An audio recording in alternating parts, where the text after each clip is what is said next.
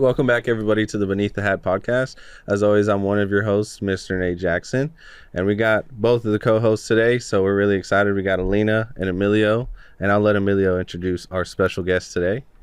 We got none other than Mr. Bar 55, Cody Goodin. Thanks for having me. The legend. So, tell us about yourself, man, for those that are watching that haven't got to see much of your stuff. We're obviously big fans of yours and love all your creativity, and man, you've been around for a while and been hard at it. So, where do we start? Oh man, I don't know. Just for the love of the game, I guess. I don't know. Yeah. I just live life. That's all I've been trying to do. Just enjoy life. You only live once, so I just kind of roll whatever they throw my way. Oh yeah. So, Big YOLO guy. yeah. Started flanking bulls at 14. Yeah. I got into bulls and I just went with it. Did whatever I could to buck one or do that. And yeah, Bob Champion lived across the road and put on some amateur rodeos. I started flanking and playing around with it. Rode bulls a little bit. I was one of them to nod twice, once to open the gate and once to see if I was okay. So that was kind of the deal. I would get on them. I wasn't scared to get on them. But just rodeoed a little bit through junior rodeo, high school, and my mom's side of the family trained cutting horses and moved to Texas and lived with them, and it was kind of free-range parenting and just in the cutting world industry. That was it. I'd like to go to the shows a little bit, but I'd rather just stay home and jack around. So Right. I was just a kid, so I was still trying to be a kid and work like a grown-up. So it's about how it went. And just started messing with bulls more often and got into day working a little bit and just with the family and helping out and doing this and doing that. Just anything exciting, I was game for it. How long have you been doing silver? Oh, man. I'd have to look back. I don't know. 6, 7 years or something. I never did my schoolwork, really, so I just drew. I like to draw and piddle around, doodle and stuff, and then just always kept that talent going and messed with it here and there. And then went over to a buddy's one time. He did silver work, built bits and spurs, and went over there, and he was kind of telling me what to do over his shoulder, and I had me a little headstall buckle going on, and when I got done with it, he looked at it and looked at me, and he goes, "I don't know what the hell you're doing in life, but you better stick with this." So I just figured I would roll with it. I just bought some tools the next day and just started collecting more and more and more, and just building whatever I could, taking a few orders here and there, and just plus work. I mean, you can do it full time, but it's rough on you. You got to have a good mindset to sit there and just do it all day, every day. I can't do it. I got to do something else. So Did you peer a lot of people getting into it, or just mainly just your friend? mainly just him, really. I just studied up on a lot of people's work. I would just, picture after picture after picture of people's work and scrolls and engraving, and I really thought about it later on. Once I figured out I was getting kind of good, or good enough that I felt I was okay, and then I figured I wanted to separate myself from everybody else. I didn't want to keep doing the same scroll over and over and Right. over. I mean, yeah, you can master something, but why do that when you can just keep doing everything? Yeah, So change it up. I like to color outside the lines. So when I make something, I want somebody to go, "Dang, who made that?" or "What is that?" or something. So just an eye catcher. More so, like you can tell when it's a Cody Goodin buckle. Yeah. And you're always changing it up. Yeah. I think the cool thing is your customers, a lot like our favorite ones at the store, is when they kind of give you the rein and say, "Hey, look, you got it." Like, just to have fun. Yeah, that's the best. And them are my favorite people because they're like, "Hey, here's my brand or here's my initial. Just go with it." So that's what I try to do. I mean, I just try to deliver. I think everybody's favorite is that bucking horse on the spring that you Yeah, did, the that Colt one Wrangler. was. And Colt, he'd come to me about doing it and asked me, and I was like, "Hey, I'm game for it." But it took me a little while to think of what I wanted to do. But that was right when he was getting into riding ranch broncs, so it kind of worked out perfect. That's and right. Went to the hardware store and started looking at springs. that was And the lady in there was probably wondering what I was doing, but I was over there just flicking every one of them just to, because you had to counter the weight and all that. I wanted it to work, so I just messed with it enough and figured it out. Right. So. You said you were studying like some other people's work and stuff when you first started. Who were some of those that you were kind of looking up to at the time? I would say probably, as far as, there's different categories, I guess, but as far as someone that sticks out that's way different than everybody else is probably Nick Cunningham, the Bad Bronx Studio. Like, Yeah. that guy, he's going to create something you've never seen, and his work, he uses one blade to cut everything, and that's it. He doesn't change nothing up, and he's just a really creative person. So I really wanted to go that direction as far as separating myself from everybody else's work. I mean, nothing's wrong with their work, but that's just, some people like black socks, some people like white socks. So just kind of, that's the way I wanted to go. So I've always followed. I mean, I say y'all, but it's not in a bad way, because I put you in Ledbetter and Dossie Cribs, and it's like one big group, because you're so creative and y'all have such a similar background and stuff. So it's pretty cool getting to meet some of the guys I've followed for a while, and heck, get y'all's work. Yeah, I don't know. I don't know. Once I started meeting people and figuring out, people were like, "Oh, I know who you are," and I'm like, "All right." It might kind of catch you off guard a little bit. I have people all the time, but it's fun. I enjoy it. It's not something I can do every day, all day, but I will tell you, when you go out and work hard, it'll make you want to get in your shop and create something real cool, because that 250 day working or going and doing something can be a little rough every now and then, when you're like, man, I just sit at the house and build one buckle for $600-700. So yeah. Well, what's like one of that more, I guess, challenging part of it, because I know, like you said it's something that you're not, the most wanting to do every single day, 24/7. What are some of those, reasons, or what's the harder part, coming up with ideas, or the actual act of making stuff? Or I think just the ideas really, but don't get me wrong, I think about it 24/7. Yeah.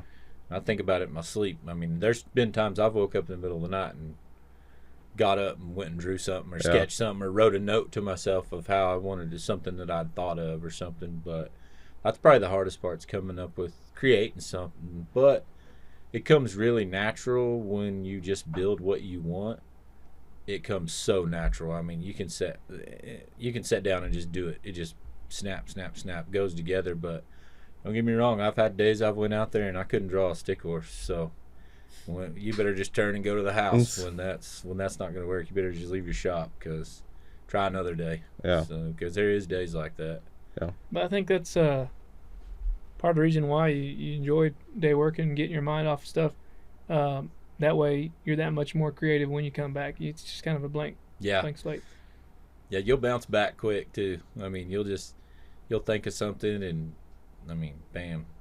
Just like yesterday, I woke up at 6 and got around and drank a little coffee, and by 7 I was in my shop, and I was there till late last night. Yeah. So everything, as long as I keep the TV off now, I've kind of got into the watching Gunsmoke or the Westerns. I'll get sidetracked there for a minute and have to take a little break or something. But as long as I don't get sidetracked, the best thing to do is have your phone on low battery when you go out there. So if it dies, you ain't even worried about it. I mean, you just sit out there for hours. Yeah. It's kind of just turn on the music or turn on the TV and just go with it. I think another thing is, like, let's say how you can come and go like that. It's like, let's say we were to put you in that room and you're expected to be there all week. Well, it's like, eventually it can get repetitive and it's not fun. So that's the unique thing about also having the outside adventures, that kind of, you're in and out as you I guess as you want to be, as far as you're not going to burn yourself out doing what you enjoy. Yeah, I've had moments. I mean, don't get me wrong, I've had weeks where I've went and not built anything. Yeah, thought about it a lot but didn't do nothing. Just, it's almost like you just ball that energy or save it up, or save all that up and then go in there and Boom.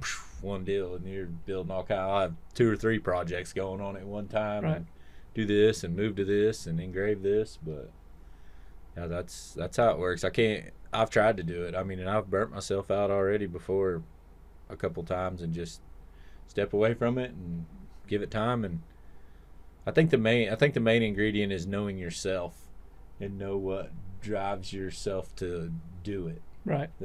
It's almost like you're talking yourself into doing it. So then when you do go out there, then it just all comes together like it's supposed to. I was gonna say, I doodle some, not probably not as good as you, but like you mentioned earlier, it's like there's some days that it's like you try to force yourself to do it, and it's just not gonna happen. It's just you got to be in the right mindset and have something else to do. Right. That's right. for sure. It can get like that with hats too. I mean, like if we're working on like a felt hat or something, or especially like an online where we're able to kind of take, if we need a few days, if something's not right, man, we'll have to set it down, let it sit till the next day, and then come back to it. And a lot of times that helps kind of reset too. 100%. Yeah. I think that's anything creative, almost like photos too. I'll have to ask them every now and then, like, give me some ideas of something I haven't been doing lately. Come up with or something new. maybe even, for instance, we're talking about photos, maybe even editing.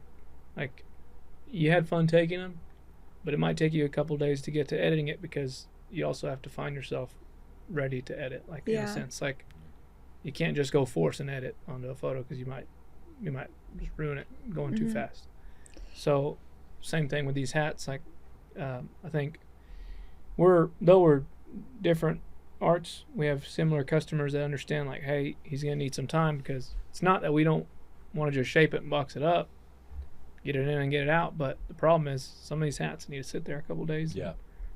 And we need to sit there a couple days to where we can approach it when we're at our, I guess, what's the right word? In the right mindset, like you were saying, when we're ready to kind of get back to it and just kick butt, you know. And then when you start feeling that and you're on, I'm sure it's the same thing for you. You can get about 2, 3, 4 don't stuff. Stop. Yeah, just keep going. Like I'm one of those, and rarely do I start a project and stop. Yeah. And come back to it. Usually, if it's going good, I don't care if it's 2 or 3 in the morning. I'm rolling with it. Yeah. If it's going good, I'm not quitting. So. I've always said I feel bad sometimes for the customers that come on Saturday late in the evening, because it's like, if you came during the week and we're slow, we can knock a hat out in 5 minutes. Yeah. But if we're burnt out on a Saturday evening, it might take 30 minutes before we get done with this hat. We're gonna get it done though. 5. I was thinking about that the other day. I was like, God, I can imagine just shaping cowboy hats all day. Like, it'd take me 45 minutes or an hour just to do mine over the stove, and I'm like, it gets quick, I'm and still tweaking on it the next day. As long as you're in your groove, you know. Yeah. But man, I mean, it's your work's the hard stuff. That's I mean, we look at that. It's like, how the heck did he do that? You know? I do feel further you go, the longer you've done it, it's just with anything. If you've done it, and if you keep doing it enough or failing enough, you're going to figure it out. Yeah. You might rack your head and brain trying to figure it out, but you're going to get it. And when you get it, it comes easy then. Would you agree it's a feel at this point? Oh, definitely. Yeah. I mean, I can take my glasses off, and I've had several people. I've helped a lot of people just soldering. Yeah. I mean, you know, it's just there's an art to it. I mean, I got all kinds of little gadgets. You'd look around and be like, what the hell is that thing do? And I'm like, well, I'll set this here for this and that, and like just come up with and really I just try to come up with the easiest ways I can to do something, and try to perfect it as quick as I can, or you know, like bending something, or just build a jig for it, or build something to do it where it does it perfect every time, so you can just keep repeating it. So it just makes your deal a lot easier if you do that. I got to go into one of my wife's family friends, Ed Farabee. He builds spurs out of Levelland, and going in a shop and seeing all these, I guess he kind of has little templates of certain shanks and different rowels and stuff. I assume it's a lot like that. Like, you kind of get, especially if there's repeated orders, you know, you have in mind of certain things you can cut out. Yeah, and I used to be really bad about it. Everybody's like, "Oh, I want to see your book you draw in," and I'm like, "I really don't draw. I'll I'll put Sharpie marker over it in black and draw it by hand. And I mean, all you gotta do is put that Sharpie marker on it and start right back over. I mean, I've drew a whole buckle out scrolls, the whole flowers, the whole nine, and just didn't like the way one thing fit, so I'll just start over. There you go. So it just, I mean, yeah, it'll kill you in the long run, but it's gonna make you better in the long run too. Oh yeah. Because you're gonna get a feel for it. It's all in your wrist, is all it is. Everything. I mean, once you get a feel for it, you just have to remember how you did it. That's the main ingredient. Yeah. But is there anyone that you keep up with? Like you just said, there's a few people that inspired a similar, like that have a similar art style. Do you keep it up with any silver workers that maybe have an entirely different? Oh yeah, style? I look at everything. Yeah. I mean, there's so many people out there doing this now. You know, you look back 5, 6, 7, 8 years ago, there wasn't nobody building that much silver stuff. There was a bunch of older guys, you know, but now there's kids that are picking up engravers and building. I saw a page for cups the other day. That's what I'm asking. I'm like, do you keep up with any other type of art style? He made he's working on a kazoo right now. Yeah, it's crazy. Like, he's always doing something. It's weird. And I'm like, man, you could just make a badass pendant or something. Yeah. And really sell it real quick. But you're over here making toys. But he stepped away for a while and he came back and I was like, yeah, I wonder what he's gonna do. And he's making bowls, and I'm like, whoa, that's crazy. One of the first pieces I'd ever really bought. Really, I mean, I had some bits and stuff like that as a kid, but as far as a first piece I ever bought, Ladin, he built it for me, and he kind of just got started, and I was like, how much do I owe you? And he's like, send me $100.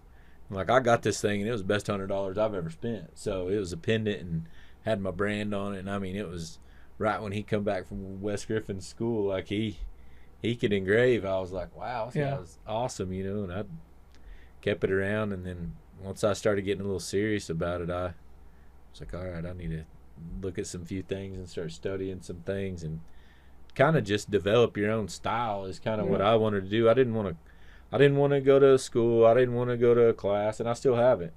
I just kind of, the guy, BJ Wright showed me how to engrave. Really didn't show me how to engrave. I just watched him a whole lot. Yeah. And then one day he wasn't at his shop, and I just picked it up and zipped her out, and there it was. So I think just watching, really, I mean, you can learn a lot from just watching. In them early days, did you ever hang out with Ladin some in his shop and watch him? Yeah, I tried to go over there one time and get him to help me, but we hung out for a little bit, and he picked up the engraver, and he started doing stuff, and I was just watching him more or less, and he's like, well, I'm going to take a shower. I'll be back. I'm like, all right. So I just kept engraving out in the shop, and he never came back, so I just finally went to the house. So I was like, well. He made my wedding ring. Yeah. And that's another thing, like I said, through the shop, I've got to meet a lot of the guys I follow and just enjoy their work. But yeah, y'all remind me of each other as far as just so cool. It's like, first thing I noticed was y'all's hats. Like, first time I followed you, it was a black and white picture. You're wearing a big old quarter horse crown, and a little short brim. Like it was just blast from the past. Yeah, I used to like the taller crown hats. I used to hang around Pete Gay a lot then.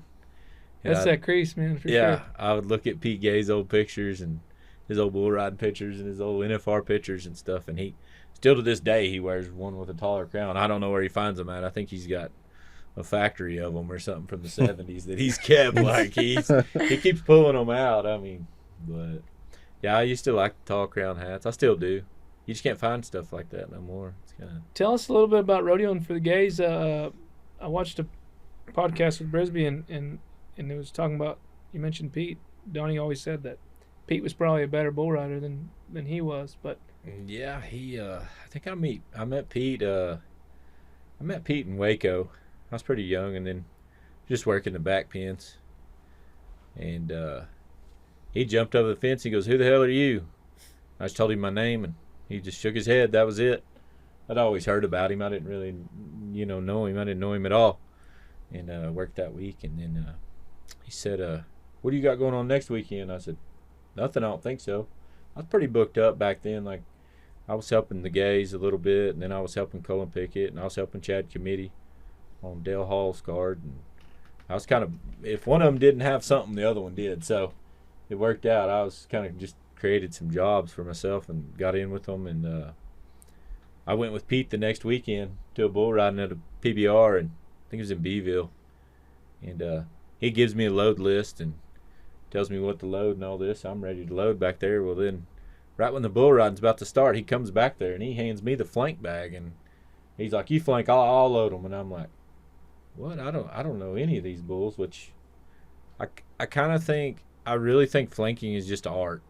You just have to have a feel for it. Can't get all nervous. Like, just, it's just a feel. So I was like, hell, I'll try it. Well, we went out there, and I mean, his bulls did buck. They was 89, 87. Like, they were good.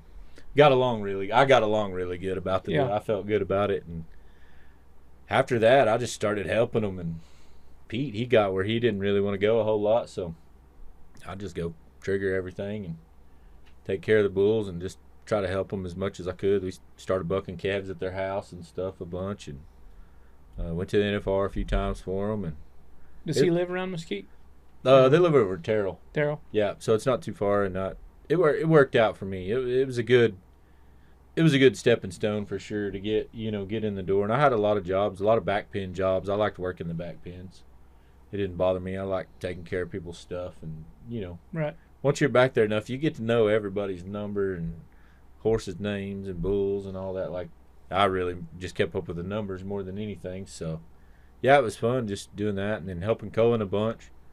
I started helping Cullen a long time ago, and then went off and kind of did my own thing for a little while with some bulls and kept that going. Then went on to another deal, and I went to a bunch of PBRs for a long time, for a couple years, and it was fun. And worked for a family that had a bunch of bulls, and it was a good deal. I enjoyed going to the PBRs. You get to meet a lot of cool people, and it was a good experience. Dang sure, just something new. Just right. I mean, if you're good at something, just keep doing it. I mean, not that I'm not saying I'm the best or anything, but I've got along pretty fair in my life as far as flanking and heck yeah, and bulls and stuff that I've got along with it. Some one man's trash is another man's treasure. You could get something somebody didn't think was going to work, and it ended up working. That's awesome. So, what was one of your favorite bulls going down the road? What did, if that? I mean, I know it's probably plenty of them, but like, if you can name one or two that just stuck out to you. I would say Chad Committee had a bull that we hauled called Vertical Exit, and long story short on it, a neighbor in Kansas had a bucking bulls, and Vicky Long was his name, and one of his bulls got out on the neighbors, and they had this calf, and they wanted to sell this calf as a young bull. So Chad went up there and bought the bull. I think he gave $1,000 for him or something, $1,000 as a calf or something. And I mean, he was ugly, just a cream colored white faced banana horn bull, and he ended up being the real deal. We bucked him. He went to the NFR. I seen him knock a few people out, and one time, I think it was at Veneta, Oklahoma, I think Sterling Furr got on him, and that bull bucked. And I went and looked at the judges' sheets the next morning that they post up on the, where you pay your fees. And one judge had 20-40 him, and the other judge just wrote "wow" on the paper. He didn't even mark it. He just put "wow," and then Chad, we packed that bull for a while, and then Chad ended up selling him. I think he sold him to Jeff Robinson or something for $200,000 or something. Wow. So, and then the bull ended up hurting his back. Damn. Like 2 months later. I hate that. This bull was 5 or 6 years old. He'd already been hauled a lot, but I'd say that was probably my favorite one, because I mean, that thing there, he just come from the gutter. I mean, he was just nothing, and then turned into that. And did they get to breed him some before he? I think Chad collected him a little bit. I don't think he ever bred to him, but he was ugly. That was for sure. He surprised a lot of people. Yeah. I mean, I bet there's a pretty big gamble with them bucking bulls. I feel like it's always the case. It's like either they pass up a lot of money for one and they end up crippled, or they sell them, like you said, shortly after. It's almost game over for them. It's just when it happens, it happens. Yeah. And when it doesn't, it doesn't. So. Yeah, they're like cars. They're going to break down. But I mean, if you look at the way people take care of things, it was daylight till dark, and they ate before you did. If people seen what kind of care goes into bulls and bucking horses and stuff. It's pretty unbelievable. I've had to walk down there with the powder butte and dump it out and all the feed troughs and separate them and feed them. And I mean, just thought whatever trick you think is going to work to help them, then you're going to do it. That's awesome. Well, what's kind of like that rush of flanking and just being in the back pins and stuff like that? Describe that a little bit. I just got a high off of it, I guess, just the adrenaline. Just because you could make an animal, or an animal could do that you had control of, you know. And I did have a couple bulls that I flanked that I could make them go either way. So, you know, if a guy was right-handed, I was going to go into his hand and help him out, and let's be a bunch of points, and it work out. And it just with being around them enough and flanking them enough, you'd get a feel for it. And now, I mean, bull riding's changed so much now. It's nothing like it used to be. I mean, the stock contractors back then, they just wanted to wreck you out and sell tickets, and now they want you to stay on because they want their bulls to go to the finals. Yeah. You know? So they're on your team now. They're not against you no more like back in the 60s and 70s. You know, I could imagine what it was like back then. It was pretty tough, I feel like. I feel like the funnest bulls to watch are the ones that make it look hard, but I mean, they're not easy to ride, but them guys, I mean, they like them. Like, for instance, Bruiser? Yeah. I mean, I mean, to me, those are the coolest because it's like you actually get to watch the guy conquer the beast, right? Yeah. But at the same time, that bull, I mean, it makes it worth the while. Yeah, you stub your toe, you're done. But they'd love to get on him because they knew. I mean, you got a chance right there to win it, hands down. When your name's beside his, you had him. You had a chance. So that's right. Don't mess up. I feel like most people that are in the rodeo circuit have like a few highlight stories, like a night they'd go relive. Do you have any while you were hauling? Oh man, I was always friends with a lot of the bull riders, so I'd go feed everything, and then here they were. Oh, come drink with us, or come go out with us, you know. So I was always a sucker for that. I guess I would call it one of my luckiest times was at San Angelo. There was a truck we had a truck full of us. If there wasn't 6, there was 7 or 8 of us in one truck. And we had some square bells on the back we'd already all fed, and we tried to make the bar before they got too late. And we went to the bar and had a good old time, and and everybody in there was on somebody's crew. So, you know, we had a couple flank guys in there and a couple back pen guys and little feed hand. I mean, we had a little bit of bullfighters. We had everybody. And we left the bar, and we sat at this stoplight for, it felt like 10 minutes. The light never changed. And our driver, he just went on through it, and they pulled us over as soon as we went through it. And he walked up to the passenger side, and I'm sitting in the front seat. I rolled the window down, and he goes, you know why I'm pulling you over? And the guy driving, he goes, yes, sir. He said, we sat there for a long time, but it just didn't change. And he said, you got your license registration? And he gives it to him, and I'm watching the guy, and the cop, he turns around, and he walks off, and he takes about 3 steps, and he turns around and looks right at me, dead in the face. He goes, are you guys with the carnival? And I said, well, kind of. I said, well, we get to wear cowboy hats. And he turned back around and just laughed and gave him his driver's license back and told us to get out of here. That's crazy. Probably, that was. It's almost like a little setup there for a second. Yeah. It was almost like they're controlling the light. And he did tell us that light takes a long time. So yeah. I think they had a good reason to get you right there. But that's right.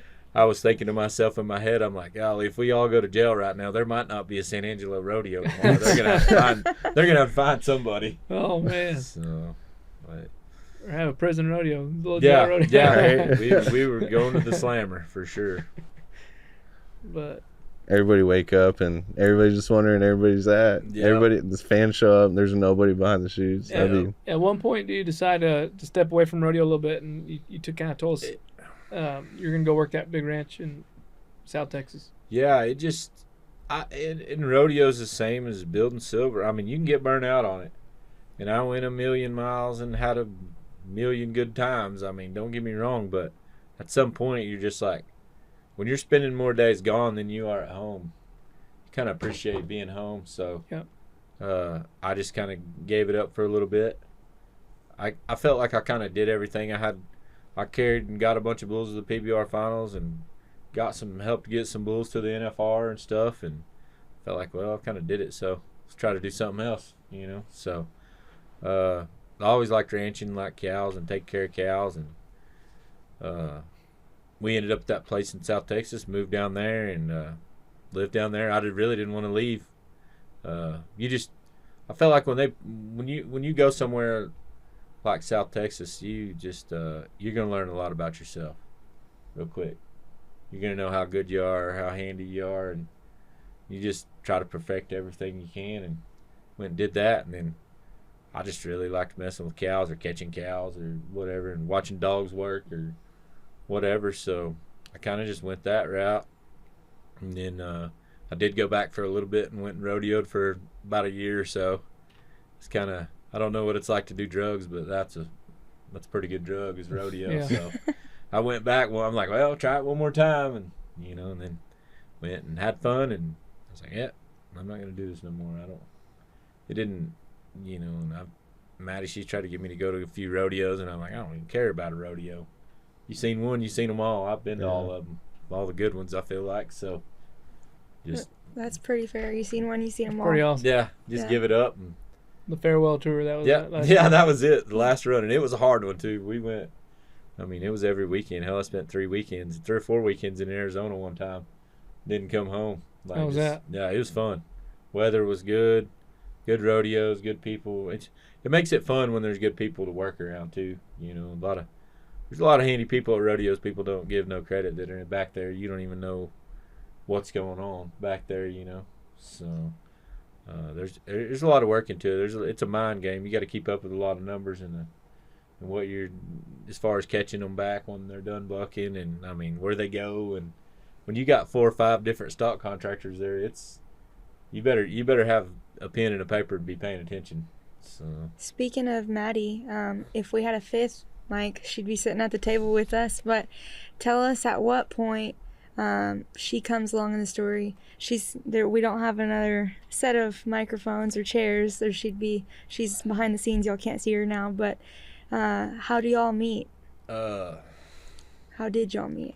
well, when I felt like my silver deal was taking off a little bit, I was like, man, I need to get me a logo made or something, painting or something. Well, I would see her artwork, and crazy enough, I had Twitter at the time was the thing, so I really didn't write anything. I just looked on there, it was kind of like it was like watching the news. There was all kinds of anything that was, catch your eye or anything, you could find it on there.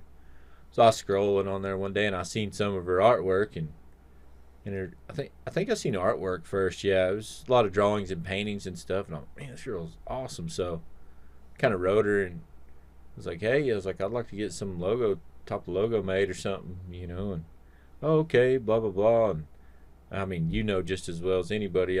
What's your phone number? I'm just gonna call you. I'm not gonna text you. I'm not gonna email you. I'm just gonna call you. So I got her phone number, and I talked to her a few times on the phone.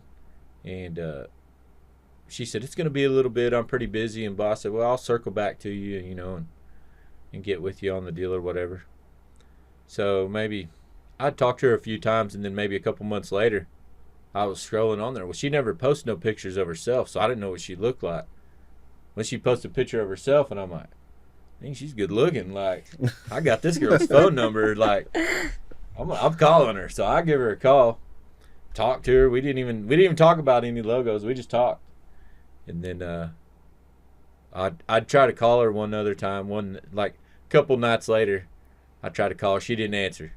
I was well, whatever, And then she'd call me back a week later. Hey, did you call me? And I'm like, no, your phone was just lying to you. Yeah, I called you. So she'd call me back. We'd talk for a little while, and just back and forth. And I think I was going to Albuquerque for the pro rodeo for Cohen, and at the time when I was helping him, it was just like it was me, and I had a driver that drove the truck, and that was it. So I called her and said, hey, what do you got going on this weekend? And she was like, oh, not much, And I said, you want to come to Albuquerque? She's like, for what? And I was like, come hang out and come to the rodeo. And she was like, sure. And that was the end of the conversation. And she showed up, and we it was dang sure one of those love at first sight kind of deals. Like I was like, dang, like it's kind of almost like it wasn't real. Yeah. But and then when I left there, I was like, oh yeah, like I like this girl. And it's kind of hard for me just to. I mean, I can like somebody, but I mean, be into somebody is a little different deal for me. It takes a little bit to be into somebody. So she kind of like, I was just one of those people like, I'd kind of be into somebody, and then I'm like, okay, this is boring right here. You know, like didn't keep my interest, but she did. So we just kind of rolled from there.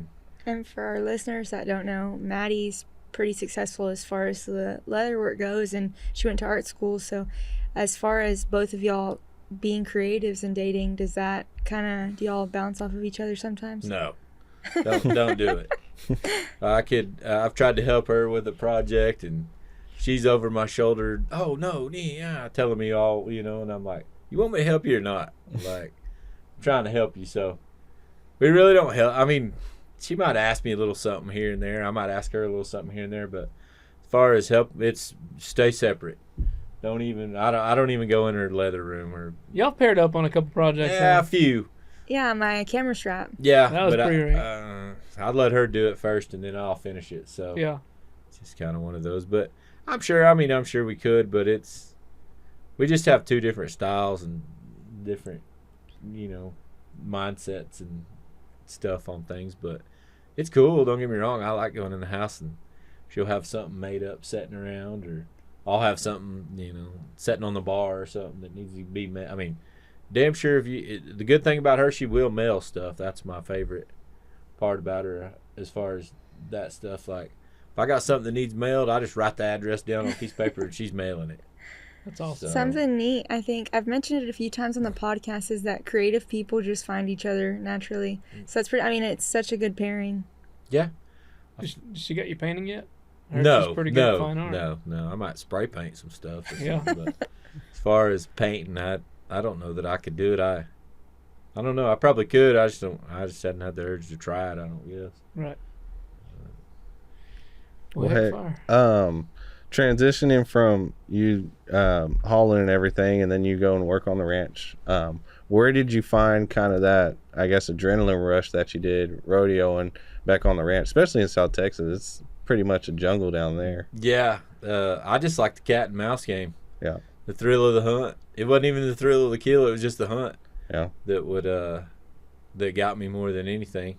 It was wild down. I mean, when I moved down there, it'd been raining a bunch. The brush was thick and everything was green, and you couldn't catch no cows just cutting them off water. I mean, there was little water puddles everywhere, so you just kind of had to wait for it to dry up a little bit or go catch what you can. I mean, it's dang sure. I mean, I give it to them guys down there. It's a cat and mouse game down there. If you get a shot at one, you're probably only going to get one shot.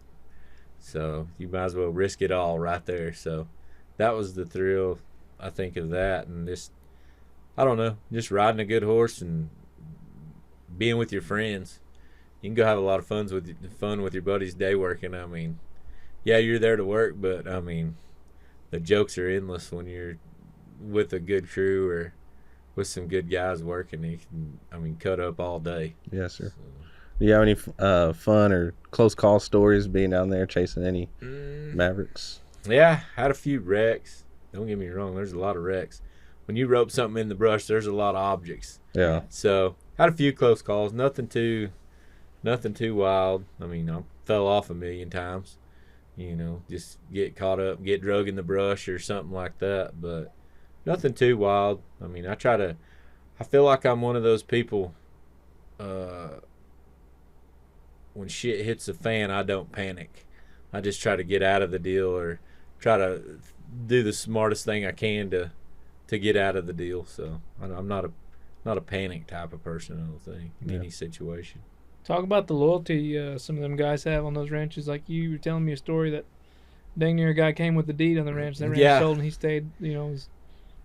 Yeah, he started working there when he was 19. I think he come across the border when he was 19, and he was 70 when I was there, and he'd been there most of his life. So I got to know him real good, and he helped me with Spanish a lot at the time because I did not know. I mean, I knew your basics, and that was it. But bad words. as far as as far as a conversation, I'd go in the evenings and hang out with him. He cooked every night. Like, this guy cooked like 30 people were coming over. Hell yeah. And it was just me and him and a couple other guys. But I enjoyed a lot of time with him, and he helped me a lot. And I thought he was crazy, and he thought I was crazy. So yeah, it was a good combination. And there's respect there. Yeah, it was pretty neat. And they did say, I had some of the guys tell me he was a really good cowboy back in the day there, but he kind of walked like a leprechaun. So he had the way he, rocked back and forth, but he had broke both his hips. Oh, wow. He had a horse go end over end and stepped in a big old ant hole that sunk in on some rain. Oh, my gosh. And he end over end, and he had to go get both new hips.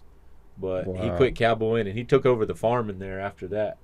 And as far as finding an arrowhead or a shed horn, that guy, I've drove down them senderos, and he'd be just looking in the brush and tell me to stop, and he'd walk in the brush and come back out with a shed horn. Like, he could see it. He took me arrowhead hunting, and I really found a whole lot, and I really got hooked on it then. So it was fun going, and I just spent a lot of time with him. Hell, I went home with him for Thanksgiving one time. He had a truck down at Eagle Pass. He'd leave it in the storage building down there. I'd go drop him off, and he only went home twice a year.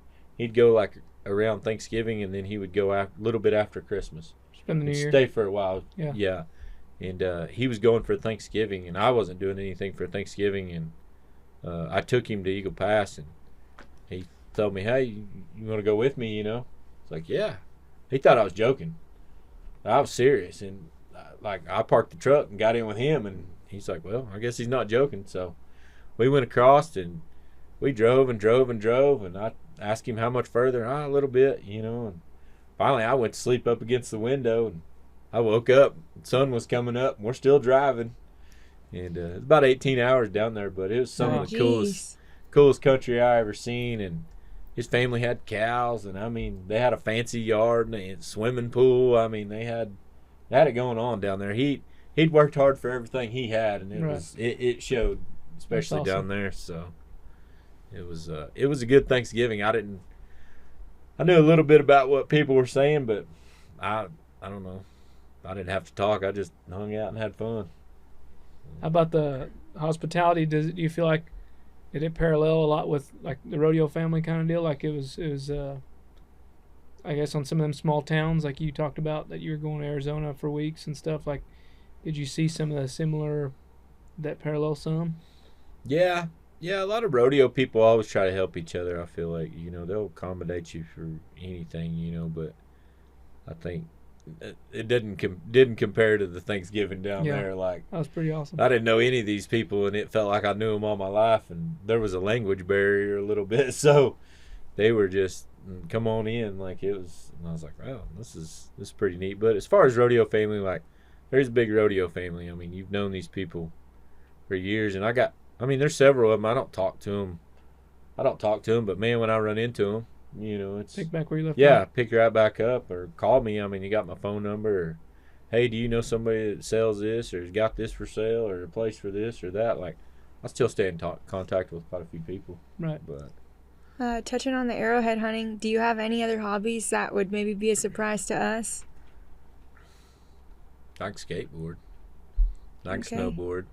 I like to snowboard. Oh yeah, you've mentioned that before. Kickflip. What's your favorite trick? Oh man, I don't know. Probably just like a 50-50 grind or like a heel flip or something simple. That's all you need. It's pretty impressive. That's crazy. That, and I got into wake surfing a little bit.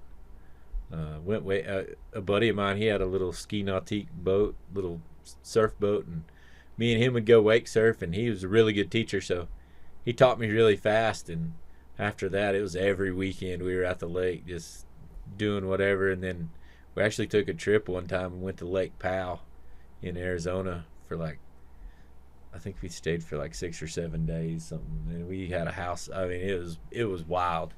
It was that lake was something to see. If you ever do go to Arizona, go see that lake. Yeah. That lake's something to see. We drove upstream. We drove upstream a couple hours and never seen another person the rest of the day, and I mean it was a blast. Rocker Steiner, he's coming for you. Yeah, right. You ever got the hang of that barefoot skiing stuff? No, I didn't ever try it. I drug a few times on my belly, but I didn't ever try the barefoot deal. I can ski though. I water skied when I was a kid quite a bit, Wow. just with the family and stuff, and I went snowboarding. And first time I went snowboarding, it was like Dusty Tugness, Chuck Swisser, and Weston Rakowski, a couple of other guys, Aaron Mercer or something, and like they knew I could skateboard and surf a little bit, so they were just giving me the rundown, and we went to the top of the mountain. I just pointed her to the bottom, and if I needed to stop, I'd just tuck and roll, and they said, "We can find you because the snow will be flying." So I picked up the snowboard pretty quick, and me and Maddie, we go snowboarding quite a bit. That's awesome. So. Speaking of some of the pals you mentioned in that story, you have a big network. Like, I feel like we'll talk to people sometimes at the shop, and we're like, oh, you know Cody? Like, that's neat. Who in your contact list to you is like, this is kind of cool that this is one of my pals? Oh, man. Those are all future Hall of Famers you just mentioned, too. Yeah. Yeah, I don't know. Chuck, I've known Chuck for a long time. Dusty, I mean, I don't know. The rodeo family's endless. You just make friends with. I mean, I've met random people. Just really, I met a guy in Las Vegas one time. He was a mediator between two royal families, and I met him in Las Vegas at the Trump Tower. I was staying there and met him at the little bar, and he said, "Hey, let's go out." And he had an English accent or whatever, and I said, "Okay." So he called downstairs and got his car, and we pulled up, and he had a white Rolls Royce, and we left and went to the Wynn, and Dang. he gambled, and we drank and just hung out. And he'll text me about once a year, "Hey, just seeing how you're doing, Merry Christmas," or something like. That's awesome. Yeah, and this guy was, I mean, he was an older guy, but he just was still having fun in life. That's what he told me. He's like, "I ain't married, ain't got no kids. Like, I've just had fun my whole life." And after that, that's kind of been my goal, is just to have fun all my life. Like, right. You only live one time, so do it all. So that's what I've tried to do. That's like, it's kind of my look on life. No strangers. No, just meet everybody. I mean, they want to talk to you, talk to them. If they don't, then find somebody that does. A little bit on your story lately. I've been recording a lot of your stuff with Nick, and between you and Maddie, I've been getting a lot of just your dailies, just kind of recording and kind of bringing everybody in on the lifestyle. Yeah, social media is fun. I mean, I enjoy it. I think Randy Q a long time ago was like, "You need to get an Instagram." It's like him or Ladden. I think Ladden might have been the first one that I knew with a Vine or. It was Vine for a while, yeah. I had Vine first. I mean, it was a cool app. I wish it still existed, but yeah, I started doing Instagram. Just I'd go I always thought to myself, like, I'd go to a lot of cool places or see a lot of cool stuff that, hey, people might not ever see this again. But I was just really just capturing it for myself. Right. Just because, you get old one of these days, you're going to look back and be like, well, shit now is a little more advanced than, that's why I always see a lot of old people taking pictures and on Facebook all the time. Like, people love it. They didn't grow up with that. I mean, I grew up with it a little bit, but didn't ever get lost in it or video games or anything. I was always outside. But yeah, social media is cool.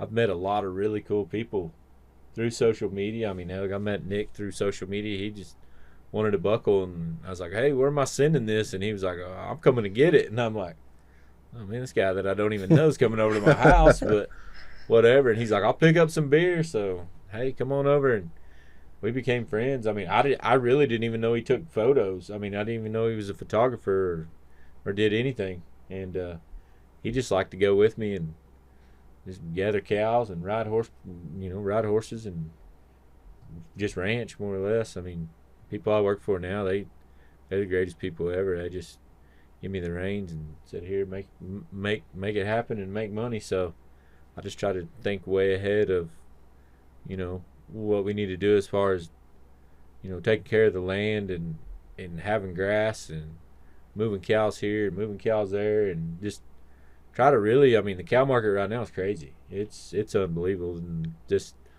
And I had a buddy the other day call me. He was wanting to sell. He had a guy call him wanting to sell a bunch of pairs, and he's like, "What do you think I ought to do?" And I said, "Well, I don't know what you should do, but I'm going to tell you right now, you're probably never going to see this money ever again for these cows. Yeah. As high as cows are right now." So I said, it's up to you. You want to set on them, do it. If you want to make a bunch of money right now, then let them rip. So I feel like that's the deal. The cattle markets, it's almost like the ranchers and the farmers and the cowboys have lost forever, but now they've slowly made a comeback. So it's like it's worth something. But day work really hasn't went up. But people they'll still bitch about $250. They think that's way too much. But I mean, between the saddle and horses and dogs and feed and trailer tires and truck tires and everything, I mean, it adds up quick. Good saddle, what, $2,500? $2,850, $3,000. I mean, for a decent one that's going to hold a value. I mean, don't get me wrong, you can go buy a shitter, but good horses, at least what, horses 5-10? Yeah, if upwards. Yeah, you'd be doing good to get one for $5 that rides. Yeah. So they're high now. The demand of horses is crazy, and I thought about that the other day. I was thinking about all the old men that I knew that had brood mares at one time, and I mean had them 50, 40, 50, 60 brood mares. They were worth $500 a piece, and now look what they're worth now. This colts are bringing, you can buy a halter broken for $5,000 barely, let alone something that's got something real good on its papers. Right. So you're gonna be 15 or 20,000 then in the hole, and he ain't even riding yet. You're just watching him grow. So it adds up. The money's there, but you gotta know how to make the money too. Right. Well, heck, one thing I want to know, your style when it comes to silver and your craftsmanship is really unique to a lot of people. What sets you apart? But heck, do you ever get the wild hair to kind of just create something insane? Like Emilio was talking about one of his buddies making bowls, and Alina mentioned somebody making cups. You ever get any requests to do anything kind of crazy like that? Nipple rings one time. That's probably about the craziest. I was like, I don't even know how to go about that. So I don't even know how to go about it. So I had to turn that one down. That's probably what I was gonna ask you about. That's probably the wildest one I'd had, probably. But yeah, I mean, if I think I can do it in my mind, I'll try it at least one time. Yeah. So what's your theme song? Oh man, Fire on the Mountain. There you go. Marshall Tucker It's a Band. good one. Fire on the mountain. Yep. Lightning in the air. If you're branding tomorrow, who are you calling? If I'm branding tomorrow, who am I calling? How many people do I get to? As many as you want. It's your branding. Oh man, if I'm gonna brand tomorrow, the first person I'm probably gonna call is Aaron Walker. For good help and lots of laughs. You're gonna laugh all day. Casey York after that. Clayton Bates. Man, there's so many. Josh Call, Zach Call. Dang, there's a ton of people. Mm-hmm. I could just, the list could go on. I wish I could brand every day. So I would dang sure Ricky and Dusty, you ain't gonna leave them out. And they're a pair. Yeah, they come together. So yeah, there's several people you could give. I wish I could brand every day. So are you gonna have all of them out there? I'm gonna have quite a few guys. Yeah. There's some boys right there by the house that kind of a respect deal. Yeah. They get me to come help them, so I come get them to come help me, kind of neighbor type of deal. And actually had a good buddy, and I'm glad he's actually moving back towards me now. A guy named Ryan Crow. Yeah. So he's worked for D.R. Horton for a long time, and he's bought a place close to us. So he's from there, so he's moving back that way. So heck yeah. I'll have him close right there. There's quite a bit of help around there, around the house. There's a lot of day workers, but I think just really everybody's so busy. It's just finding somebody that's not busy, right? That can come help you or that you've worked with. If they can't come this time, they'll come next time. Yeah. That's there's plenty of work, and you just gotta find it and find somebody to help you a little bit. Right. But as far as just every day. I'm horseback every day, so we rope and tag all our calves, and you stay pretty busy with that. Just moving cows and tagging calves more than anything. Yeah. Just cow calf deal. Everybody just tells you about the good shit. They don't tell you about the shitty stuff that happens. So the cat pulling calves and calving heifers out and all that. It's not that. It's only as bad as you make it, but if you make it efficient and easy for yourself, that's what I've tried to do. Just kind of really just try to keep it a one-man band, really. If you can, get a little help here and there. If there's a movie about you, who's playing you? Oh, God. Probably Adam Sandler, probably. Yeah, probably. That's a good Probably one. like That'd that. be Like, interesting to see him in a cowboy. yeah, I like to laugh. I His like to have baggy fun. basketball shorts. Yeah. Yeah. If you're not Is that your sleep attire? Big old NBA shorts. no, mine are. I got the '70s short shorts. There you go. Larry Bird. Chubby. There you Come in there with split up the side. So. Normally we post like questions from our followers. This time around, questions from the audience. What do y'all think that maybe we have skimmed over that we need to hear from Cody Goodin? There's 100 things I could think of. Go ahead, shoot. You want to go first?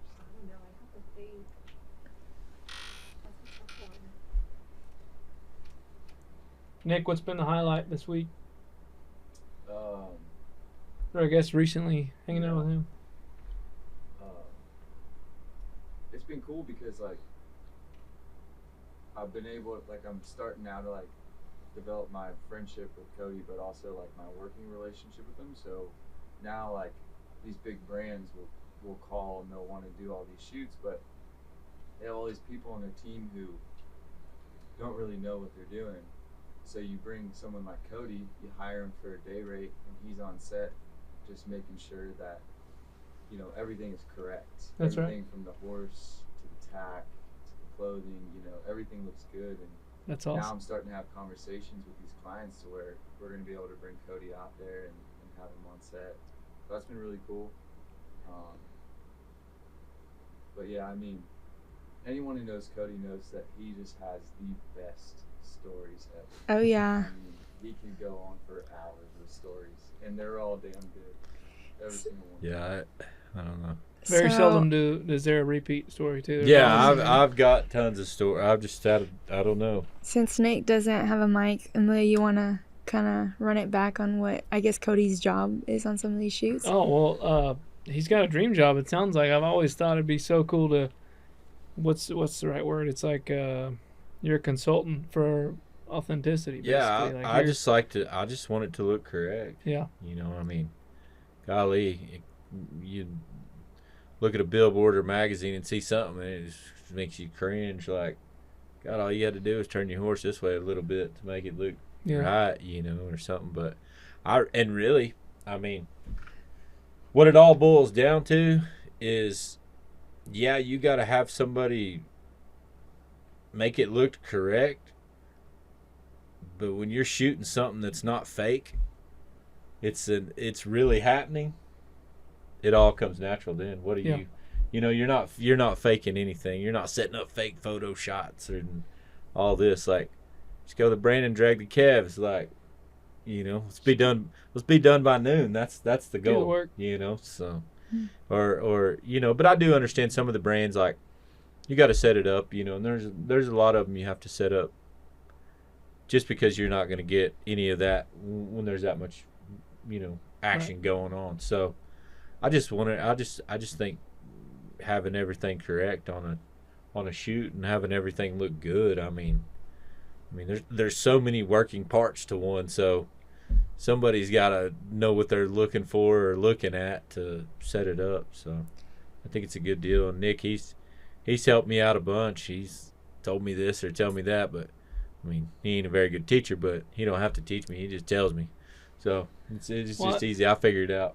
Even more so, I think it's really cool that Nick values the work so much that he wants to make it as good as he can, and relay the message to those that almost don't care. Yeah. The Cowboy's cool. Why not make Yeah. it correct? Mhm. There's several times he comes with me. He don't even bring his camera. I don't care. Let's work. Let's get done. Heck yeah. I'm ready to go eat or something. Cody's like a fixer.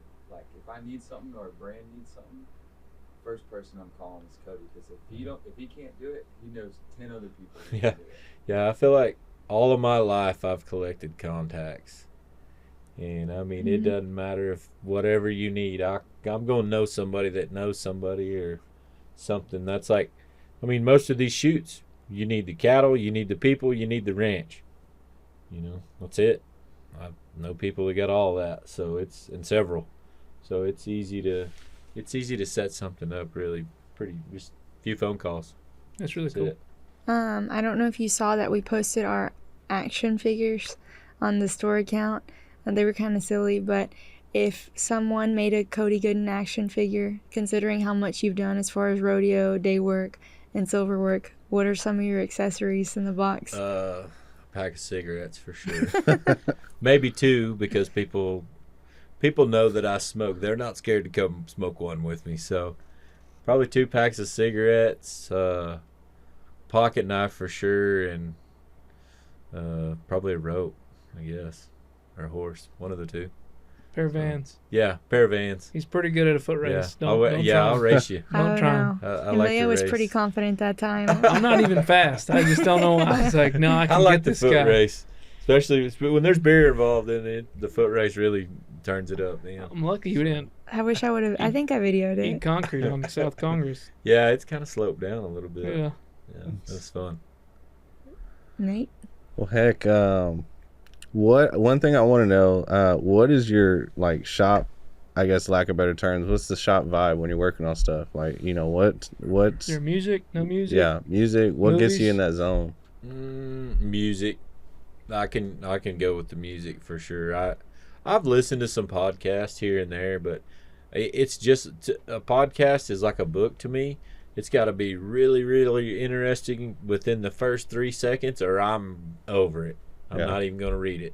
So, music, I've just stuck with the music. It seems to be. I like, it's funny. When I was a kid, we had a feed truck, and our feed truck, I mean, we left it on classic rock, what my dad left it on all the time. So, I hated classic rock. But then when I got a little older, I knew every song and who sang the song. So then I started listening to it more. So, yeah, I enjoy classic rock. I listen to a little bit of Red Dirt, like some old Cross Canadian or some stuff like that. But as far as the go-to, it's like probably old rock and roll. Probably Heck yeah. Fleetwood Mac or some old, just something cool. You don't know what the song's about, but you could relate it to a million things. So it's kind of what I do when I listen to music, I guess. That's true, I guess. Some of those songs, I'm like, I don't even know what they're singing about, but it goes good with most things. Heck, wrapping it up, what are you most excited for this year? What big events you got coming up? Or Definitely the American or Western Heritage for Yeah. sure. Yeah, the Western Heritage is. It seems like every time I've got to try to get to go, like something's came up. So Yeah. I've pushed everything to the side this year and gonna go to that. I mean, that's just I've had people over the years. Man, you just need to make stuff and carry it around out there. Or get you a wagon and tote it around. And I'm like, I've always wanted to go, and I've went a few times before I built silver, but now that I've built silver, and I love to go now. So, and it's not even a big deal. Like, I don't want to take tons of stuff. I just want to take a handful of stuff and somebody buy it and appreciate it and enjoy it and call me next time, or have your baby mama call me, or somebody's going to want something. But I've kind of slowed down on the orders a little bit now. I just kind of take them as they come. talk about that briefly real quick. I feel like there's a trend with a lot of my favorite makers, and it seems like instead of taking orders, why not let your creative mind just spread, and you're building what you enjoy. Mhm. People are finding value in that, and would rather have that than to say, hey, I need this, and this. Yeah. More so, instead just let you post something whenever you're ready and get it like that, So I feel like it's pretty unique and pretty awesome that you value your work enough, or your what do you say? Instead of being repetitive or whatever, you care so much about it that you're gonna do it when you want to do it. So it's not so much obligation. It's fun. That's what I've tried to do lately, is just build whatever I want. I mean, that's when I feel like that's when I'm at my best. So if I just go in my shop and say, hey, I'm gonna build this or build that, it's simple. I mean, lately I've built a few things, and social media is crazy. Snapchat is crazy. I've posted I could go in the shop and build a buckle with some bars on it, or kind of on a steer head or something, something really cool, and post it, and I mean, it's gone in 30 seconds on my Snapchat, and then you got 15 other messages behind it, or you, like me, you forgot to delete it off your story, and then the next day you got 163 messages from people wanting it, and I'm like, oh, sorry, I just forgot to take it off there. But heck, that time you came by the store, it was one of those maker roundups that Alina had. Heck, it seemed like everything you brought was gone before you left. Like it was. I think it was gone. Like, I think it started at 10 or something, and hell, by noon it was gone. I didn't have anything, so I was like, I kept looking over. Yeah, like, that head still there. I think I had one buckle or something in that year. Little boy ended up with that. That was buckle. it. I'm glad too, because it was heartbreaker. little. Yeah, it was perfect. So I love asking him. I said, "What did your buckle say? Heartbreaker?" Yep. He's something. That's a good problem to have, though, that people want just your work, no strings attached to it. Just what Cody's going to put out, somebody's going to love it. And really, I mean, it ain't about the money to me. I'll cut somebody a break, whatever. I got one boy, he wanted a buckle real bad from me, and I priced it to him right, and then I said, well, I'll tell you what. I said, I'll give it to you for this. Let's flip for it. So we flipped a coin for it, but he lost. He had to pay more then. So, like, I'm not scared to gamble a little bit on it at all. And, I mean, I'll help somebody out if you want something. But, I mean, I feel now, and I've really thought about this, and I'll tell you, it almost feels like the less you build, the more it's worth to people. Yeah. Just like Kerry Kelly. I mean, look at all his bits. You can go buy them at the store for $200, but you see guys got them for sale for $300 or $400, and people are buying them. People want the used stuff. I'm the same way. I'll go buy something used before I buy something new. As far as leggings, a pair of leggings or spurs, or I'll trade for it, or a bit. I like to trade, but I mean, that's the deal. It's just everything. If it's got a brand, if it's got your brand scratched on it or your maker's mark on it, it's worth something. Yeah. Somebody's gonna. I mean, hell, there's old Myler bits on Facebook I see all the time. They're bringing $200, and I'm like, things cost $35 back then, and people they got something. So it's crazy to see what handmade stuff does now. And people want it. That's the thing. There's a high demand for it, I feel like. Life advice for a creative mind that wants to get started in something similar, or just in general, somebody that you'd like to enlighten? Phone a friend. Find a friend that does it good. Yeah. I mean, and find somebody that can teach you something. I mean, there's a lot of people that are good teachers, and a lot of people that ain't. But if you can go in there and if you want to do it, just I told a boy a while back he was wanting to build some bits. I was like, just build them. Well, what are you talking to me for about? Like, hell, it ain't hard. Build it. Just have fun with it. Don't get carried away. And I mean, just enjoy life. It's not all about working, but you got to have money to live, but just make enough to get by and have fun. What did the guy from Vegas say? That old man, you said? What was his advice to you? Just live.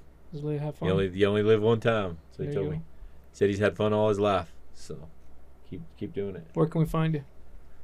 Instagram. Instagram, I guess. It's probably my best. And then, I think it's at Kody Goodin or something similar. Yeah, it's just Kody Goodin. Is that with a K. Kody, what's that new kind of diary deal? The new just Goodin Diaries. Goodin Diaries. Yeah, that's pretty cool. Yeah, Maddie, she's wanting to take some pictures and stuff. So. And Mad Dog Leather Co. Yep. I hope that's the correct app. Fire. Yeah, a few purses from her. She's been selling that purses every time she goes over there too. Oh yeah. So it's got something neat. And then I know Nick hasn't been on screen. What is your user? Where can people find you? Nick Dupuy Films. Okay, Nick Dupuy Films.